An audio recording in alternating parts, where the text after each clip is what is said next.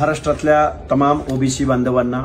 भटक्या विमुक्त जाती जमातीच्या बांधवांना माझे हात जोडून कळकळीची विनंती आहे की हा महाराष्ट्र शासनाचा जो जीआर आहे,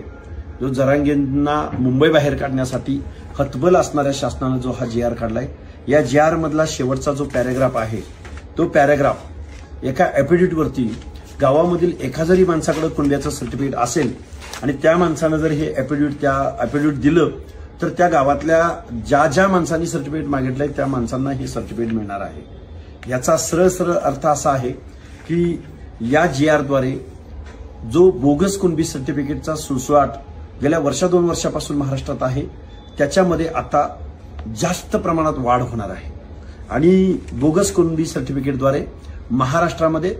बेकायदा सर्टिफिकेटचा सुळसुळाट या महाराष्ट्रामध्ये होणार आहे आणि पर्यायानं या जीआरद्वारे ओबीसीच्या आरक्षणाच्या नरडीचा घोट घेण्यात आलेला आहे। ओबीसी बांधवांना आमचे हात जोडून कळकळीची विनंती आहे की तुम्ही उद्या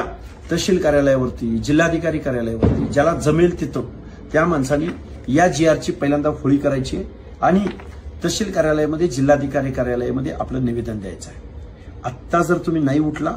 आत्ता जर तुम्ही नाही बोलला तर याचे परिणाम तुम्हाला येऊ घातलेल्या 5 वर्षामध्ये बघायला मिळतील। स्पर्धा परीक्षा देणारे विद्यार्थी असतील किंवा उद्या पंचायत राजमध्ये निवडणुका लढणारे कार्यकर्ते असतील, बांधवांनो कधीतरी उठा, कधीतरी जागा व्हा, या जीआरचा अर्थ समजून घ्या, इथल्या आमदार खासदारांना याचा जाब विचारा। आज रोजी तुमचं आरक्षण संपले।